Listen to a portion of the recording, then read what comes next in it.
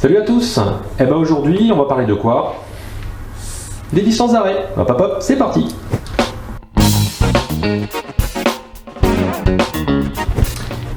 Alors, la distance d'arrêt, qu'est-ce que c'est? C'est assez simple. Je vais essayer de vous faire une petite définition rapide.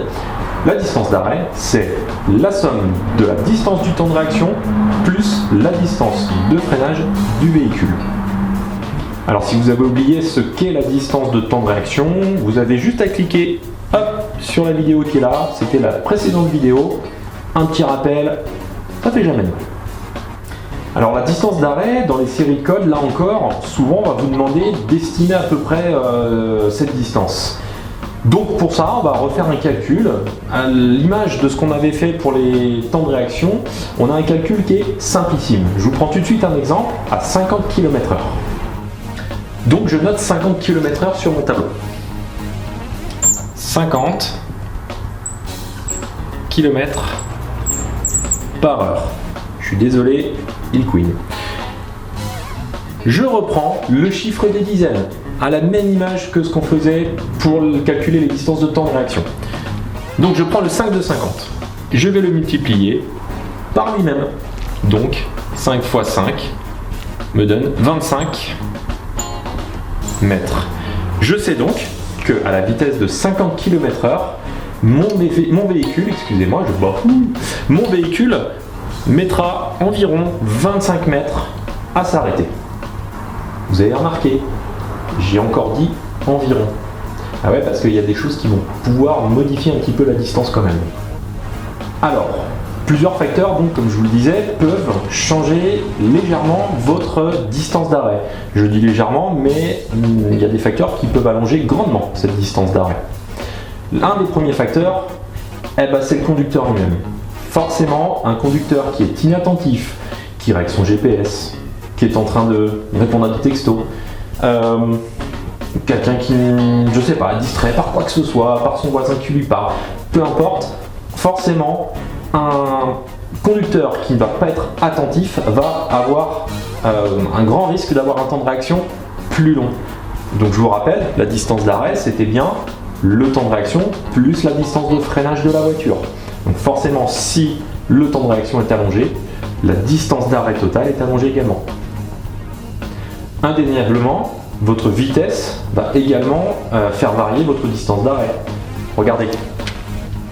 50 km/h, ok, on prend le 5, on le multiplie par lui-même, ce qui me donne 25. Ok. Maintenant, si on fait le calcul à 60 km/h, j'augmente ma vitesse, donc 60 km/h, je prends le 6, je le multiplie par lui-même, et je trouve 36 mètres. Donc forcément, j'augmente ma vitesse, et j'augmente ma distance d'arrêt avec. Le poids de mon véhicule peut être aussi un effet de surprise. Et ouais, si je freine avec ma voiture vide, je vais mettre, prenons l'exemple à 60, je vais mettre 36 mètres à m'arrêter.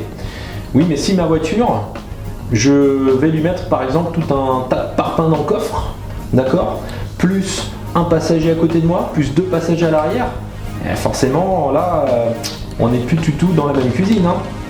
La même cuisine, ça veut rien dire ce que je viens de dire là. Et puis une dernière chose qui va aussi rentrer en jeu dans la distance d'arrêt, c'est simplement l'état de votre véhicule.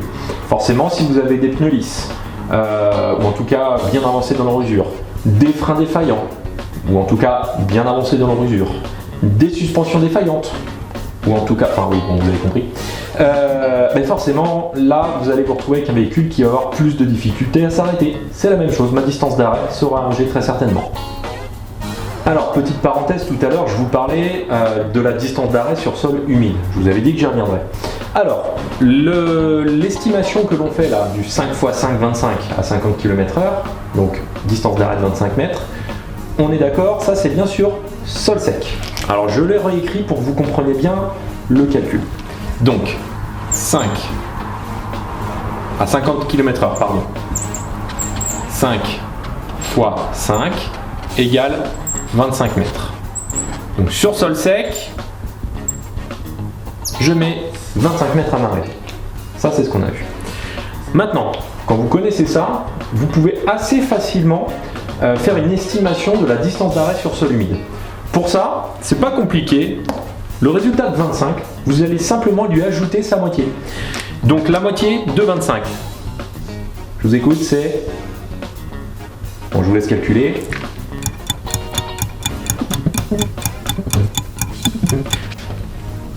Ouais, c'est ça. On est à 12 mètres et demi. D'accord? Donc, si j'ajoute 25 plus sa moitié, donc plus 12 et demi, je vais trouver du coup une somme de 37,5 mètres. Et ben ça, c'est l'estimation approximative de ma distance d'arrêt sur sol humide. Là encore, c'est du calcul assez simple. D'accord? Alors pour ceux qui sont un petit peu plus visuels dans leur apprentissage, la distance d'arrêt peut aussi se symboliser avec un tout petit schéma très très simple, vous allez voir. La distance d'arrêt, on a dit que c'était, donc ça c'est la distance d'arrêt, on a dit que c'était la somme de la distance du temps de réaction, donc distance du temps de réaction, plus la distance de freinage.